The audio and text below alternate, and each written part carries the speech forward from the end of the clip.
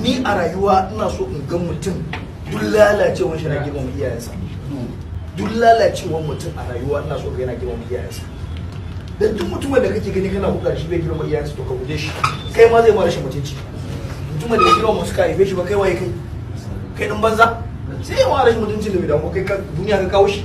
Wanda zai kawo shi duniyar ma ya ga musu magana ba dai kai. Kaga ne so to wannan ba karamin ci gaba bane. Saboda class different da muke nuna ma junanmu ba karamin masifa bane. Wannan abun kuma ya shigo arewacin Najeriya ne bari ga muku because ni haifafan Lagos ne. In ka je Lagos za ka ga mai kudi yana hudar kowa. Amma an ka shigo arewa da mutum yana dan ji da dan miliyan 100 sai yana zuwa China to shi fa kowa shege ne. Ba wannan ba daidai bane. Yana da kyau jama'a mu canja tunaninmu mu zama innovative. Kana da makoci ka taimaka mai ka nuna mai shi ma yadda bai ci gaba ba. Wallahi